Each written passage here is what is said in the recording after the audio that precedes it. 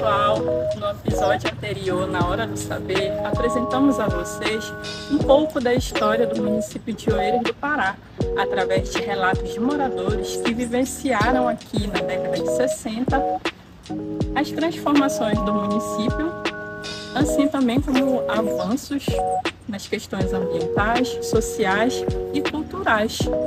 Hoje, no episódio, vamos mostrar a vocês parte dessa história. Qual seria ela? As histórias do ensino da história aqui na cidade. E iremos contar isso a vocês através de relatos de moradores que vivenciaram esses acontecimentos aqui no município, assim também como iremos abordar um pouco de relatos de jovens que passaram recentemente pelo ensino fundamental e médio para tentar compreender um pouco dessa visão da nova geração da história e do ensino da história dentro e fora de sala de aula. Preparados? Porque a nova jornada se inicia agora.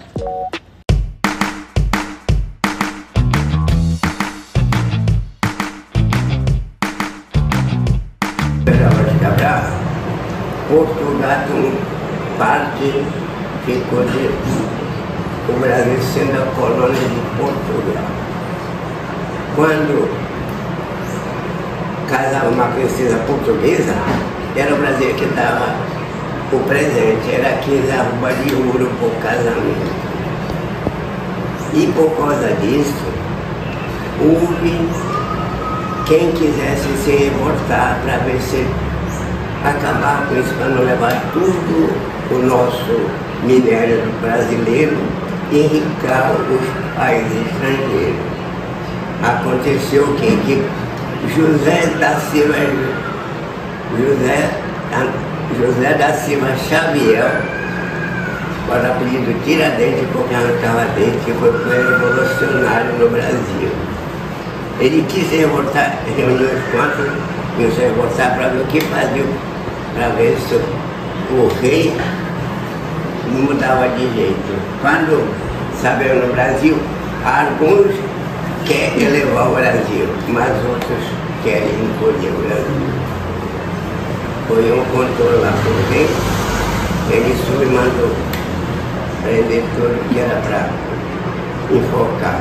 Mas Joaquim José da Silva Xavier, que disse que era ele só que tinha pensado em fazer esse serviço só para não comprometer ninguém, que a história que ele é 21 de abril, ele é comemorado, o homem de resistência, porque não apoiou ninguém. Ele foi morto, degolado e depois açorado em 5 pedaços, para que o povo ficasse com medo e não tentasse se revoltar mais. Mas não adiantou, porque passou poucos tempos, houve a revolta em Minas Gerais, no Muro da Terra Verde e a Guerra dos Emboabas, por causa do ouro preto, o ouro do Mulado Bandeirante. aí houve morte, houve tudo, porque o brasileiro, ele faz e compra.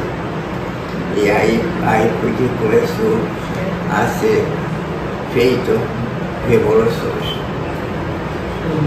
Foi essa a primeira história do Brasil.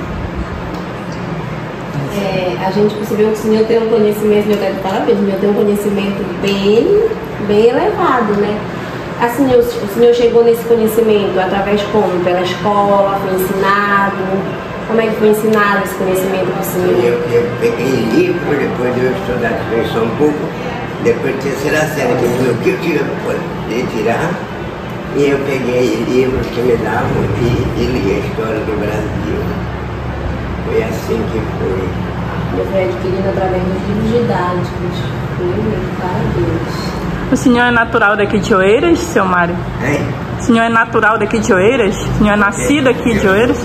É? Sou filho nascido no município de Oeiras e me criei na ilha do Juriá.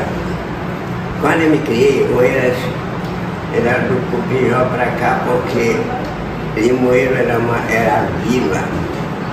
E depois se restaurou Limoeiro, diminuiu, mas ficou a terra daqui grande, que divide com a comunidade de Carará. na Cruz da Carará, que dirige com Baião. Seu Mário, e o senhor expôs aqui o conhecimento que o senhor tem. O senhor expôs aqui o conhecimento que o senhor tem em relação à história. E eu fiquei assim bem curioso, porque o senhor disse que o senhor dava o livro, né, para o senhor foi até a terceira série. E nesse período assim, que o senhor estudou, por exemplo, tinha avaliações como prova relacionadas ao ensino de história? Tinha avaliações assim. E era comemorado, por exemplo, alguma data histórica, como o senhor já falou, Tiradentes, Aqui vinha fazer, nós vinha de lado, eu estudava na Igreja. Depois estudei e terminei estudando com a Mimi da Costa, que era a primeira mulher do Exército. Mas vinha aqui para o Eiras comemorar.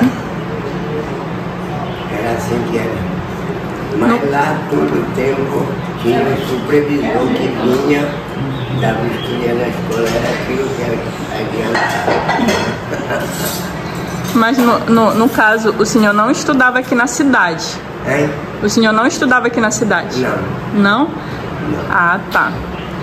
Não misturava na cidade. Sim. Quando eu falei para o rapaz que eu queria estudar para ser um advogado, ele disse que não tinha profissão, mas ele tinha assim, porque ele resta, ele possuía sempre pelo menos 3 contos de réis, às vezes até 4 dentro da mala. Ele podia ser. Pelo tempo do Mirrege. Pelo tempo do Mirrege. Seu Mário, o senhor tocou numa coisa que eu achei bastante interessante, né? O senhor falou sobre os prefeitos quererem desenvolver o Eiras, fazer o Eiras evoluir. E se o senhor for hoje, se o senhor conseguir dialogar com um aluno, vamos supor assim, ele não consegue dialogar, como o senhor falou, ele não consegue se impor. E ali naquele momento, eu achei interessante o senhor comentar que o senhor conseguiu se impor, dizer que o Eiras sim podia se desenvolver. Porque o Eiras sempre é assim, olha, e todo o povo não enxerga. Quando Lula, minha candidata que ganhou a primeira vez que eu estava no Paulo Daniel, levou, quem administrou foi a Sarney, quem não administrou, mas quem administrou. Então, atrasou mais, porque foi quem que deu cara no nosso país, desceu um país, porque antigamente era tipo de uma coisa, uma vila, uma coisa, de uma coisa sem cara, porque era aquelas casinhas cobertas de palha, iluminado com lamparina, candeia, que eu não conhecia a candeia que minha avó fazia até para acender o pandiroba. E era assim, olha, foi quem deu cara no nosso país, e até isso meu sobrinho não achou que fosse vantagem, porque ele não aderiu o PT, mas não é isso. O cara, quando ganha de presidente, seja lá do que for, a gente tem que acolher ele, porque ele veio para administrar para o povo, não foi só para um. E é isso que acontece. Então, foi quando o Brasil tomou jeito de Brasil, porque hoje tem vila para todo lado no Rio. Naquele tempo não tinha. Era escuro tudo, igual como quando Deus fez esse universo, que era só água e escuridão, era tipo um buraco.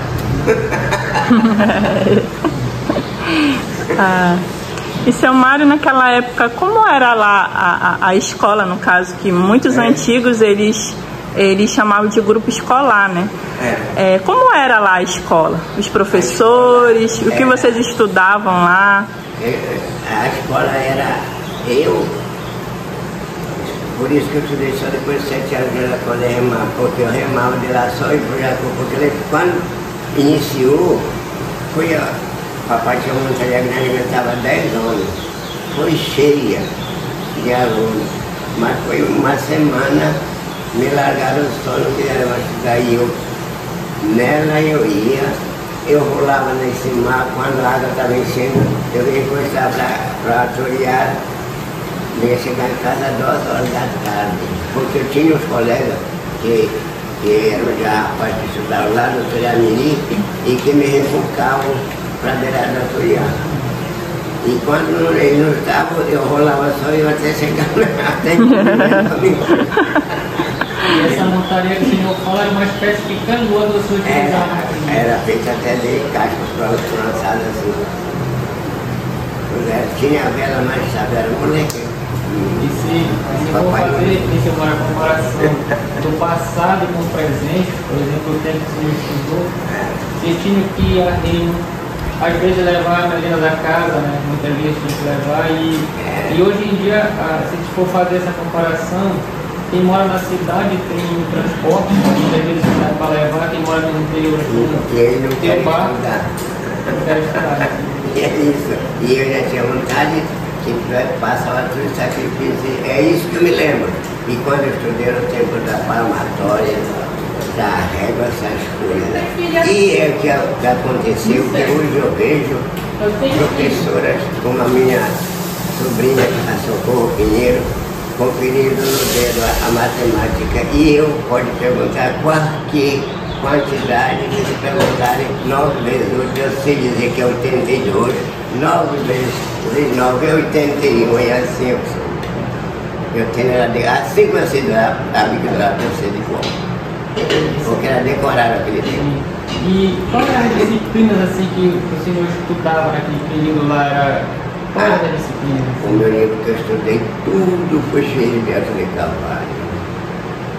Era livros importantes, que tinha leitura que eu decorei, que deixei como aquela que dizia: meninos do coração representam o pluro brasileiro de Barros. Quando nos Trilhos de Magalhães, que fica o sul da América Meridional, de que faz parte do nosso caso Brasil.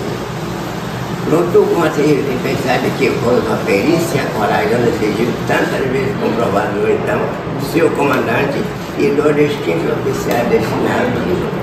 Foi um feito heróico, mas não tem dado prova. A nossa marinha e o nosso exército. Durante a guerra que o Brasil teve de se enfrentar contra a República do Paraguai, contaram-se por centenas em cidades de valor e de patriotismo. E aí dizia: e sabeis o que é a pátria? É o país em que nascemos, e morreram nossos antepassados, onde fomos educados, onde vive nossa família. É o país cuja diga se diga a mais importante, a remota recordação da nossa vida, de que somos cidadãos cuja bandeira é o dever e a pátria. É uma segunda mãe, a que nós, de qualquer idade e condição de que ela careça, não só vivendo para ela, mas ainda morrendo para ela. Nesse período que o senhor estudava, quem era o presidente do Brasil nesse período? O presidente do Brasil, quando eu estudava, era Getúlio Vargas, foi o seguinte, Kubitschek, Oliveira, essa gente assim. Aí as informações antigamente vocês descobriu por meio do rádio mesmo, né? Rádio que... Era isso. E essa questão do livro didático que o senhor citou é uma coisa que eu fiquei curioso. Por exemplo, vocês estudavam português naquele tempo, né? Matemática, e as outras disciplinas também incluíam no mesmo livro, para cada uma disciplina tinha um livro diferente? Me deram um livro suficiente para mim estudar depois de eu desde a terceira série. A Mimita Costa me deu um livro que ela tinha se formado professora, me deu História do Brasil, e quando o Roser deixou da minha casa com a Maroca, ela me deu o segundo livro do segundo ano, do segundo oral, aonde conta que a gente dizia assim, muitas vezes a mamãe fez até eu chorar, que ficava comigo quando a lua fazia eclipse, que podia explodir, e quando não, a lua, porque é um planeta que desce e baixa, quando dá a lua cheia é quando faz eclipse, porque ela está muito baixa, a sombra da Terra é que dá a escuridão nela. Isso que acontece. E quando ela vai para a nova, ela está latíssima, ela está muito longe. É o mundo em que vivemos, é esse livro. E a lua influencia muito nas marés, no nível da água. No meu livro, a nossa casa incendiou, queimou tudo, senão eu tira todos eles. Todos os livros, né? Todas essas relíquias. Desde Paleógrafo. Mas assim, naquele período que o senhor estudou, até depois, não tem nada mais assim, referente àquilo? Mudou muito porque depois que eu morei, mudou muito o país. Mas naquele tempo era muito ruim. O senhor gostava de estudar história? Gostava? Gostava. Qual era o assunto assim que o senhor mais gostava? Um assunto que lhe interessava? Eu gostava de ver a história pelo fato que acontecia. Pelo menos ela deixava muita lembrança, porque a história passada. Sim. E deixo muita lembrança que até na carta do Getúlio, quando ele se suicidou, tinha um verso que dizia: temos agora de aumentar a história do Brasil.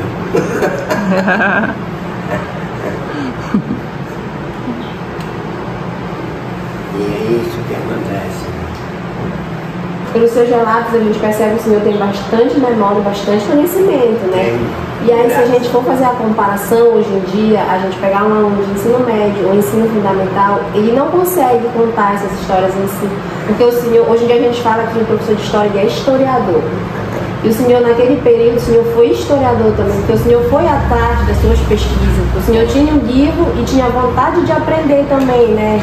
E tinha uma que era bom de memória, que até folheto eu decorava. Olha, tem uma história de Adalgisa, que o folheto tem 40 páginas. Era muito grande. E eu sei ela tudinho. E não é só ela, eu sei história para contar à noite e sobra história. Vocês observaram na entrevista do seu Mário que ele contou vários acontecimentos históricos? Sim, foi interessante também que ele contou com a gente que a história não era uma matéria específica naquela época. E nós podemos observar na entrevista que o ensino de história não era algo tão amplo como nos dias atuais, mas observamos que ele é uma pessoa que tem vontade e que por conta própria ele conseguiu descobrir várias coisas que nós já estudamos e que ele falou de forma bem correta. Outra coisa bem importante que eu observei que o único meio de comunicação naquele tempo era o rádio. Só recebia notícia pelo rádio, não tinha outro meio de receber notícias de outros lugares se não fosse pelo rádio. Então, a partir da entrevista desse morador, a gente começou a perceber como era naquela época o ensino de história, e praticamente era mais estudado na escola as matérias que eram conhecidas naquela época, né? Era português e matemática, como ele bem colocou. Então a história para ele nasceu a partir assim, que ele foi descobrindo que ele ganhou livros de uma professora, e através desse ele foi começando a adquirir esse conhecimento da história que permeia até hoje. Então dá para a gente fazer essa comparação principalmente com a geração atual, a partir dos relatos de jovens que estão cursando o fundamental, o ensino médio, que já da época passada até os dias atuais já teve mudanças drásticas, né, em questão do ensino. E não somente isso, né, como na fala de uma das jovens, né, que fala sobre essa relação. Sim, que ela pontua pra gente a questão de 2 professores, que ela pontua que um ele já tinha um método específico e só seguia esse método, que era tipo chegar lá com o livro e apostilas e dar pro aluno fazer o resumo, em comparação ao outro, que ele gostava de se renovar todo dia incluía a participação dos alunos, tanto que ela comentou sobre eles fizeram uma maquete sobre a estação da seringa, e ela achou que foi bastante importante, porque ajudou eles a observar e a querer realmente se interessar pela matéria de história naquele momento. E algo interessante também que ela fez essa comparação, a jovem que foi entrevistada, é que o avô dela ele vivenciou o período da borracha. E ela já tem o conhecimento em relação a isso, já por meio da escola e dos relatos também do avô dela. E percebemos também que os professores hoje em dia, alguns têm metodologias, levam os alunos para fazer trabalho de campo, para fazer maquete, E se nós formos voltar no tempo do seu Mário, os alunos tinham que descobrir isso por contas próprias. Uma coisa que ela pontuou foi sobre a importância da história, né? Como a avó dela iniciou aquele tempo e ela apenas estudou sobre ele. Então, tem uma evolução toda envolvendo a época do passado e agora. Na verdade, uma construção de uma narrativa, né, histórica, porque através dessa entrevista, não só dessa, como de outros moradores, a gente percebe essas mudanças, né? Que no caso era inexistente a disciplina de história, que hoje em dia ela já está aqui. E os jovens de hoje têm essa possibilidade de cursar. Então, como é que ela está sendo ensinada? A partir desses relatos desses jovens, a gente começou a perceber a percepção deles. Um outro destaque que essa aluna ela pontuou foi que a disciplina não era uma matéria, uma área de conhecimento que ela tinha interesse.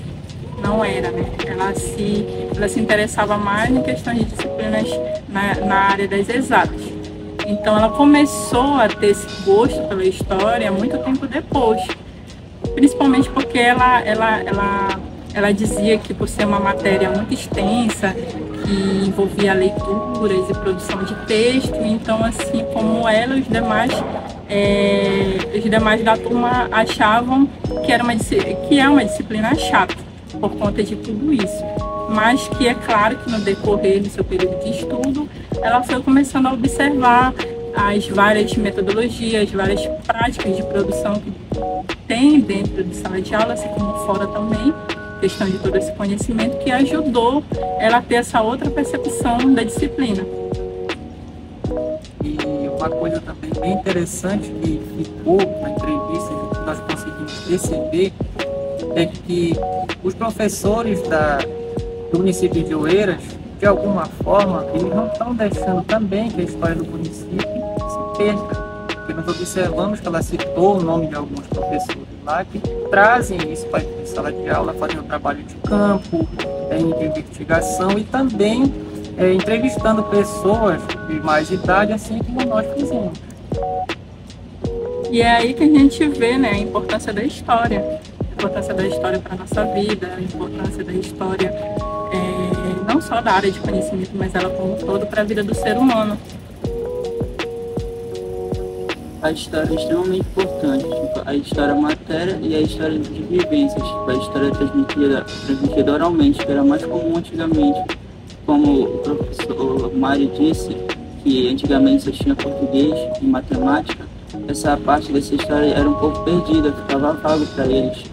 Aí, com o tempo, né, foi surgindo a matéria, aí... No caso, foi surgindo as disciplinas, então foi propiciando, né, ao ser humano essa gama de conhecimentos, essa percepção, essa nova visão, né, de mundo, né, daquilo que está à sua volta. E assim criar, né, a nossa própria história, a nossa própria identidade. Então, isso é muito importante através dos relatos desses moradores e até então da nova geração. Para nós é muito importante justamente para essa construção e desenvolvimento da nossa concepção histórica. Então é isso, pessoal. O episódio de hoje fica por aqui. Então não perca os próximos episódios, né, que vai estar relacionado às outras partes, outros pontos da história do município de Oeiras do Pará. Então fiquem atentos. Então até logo e tchau!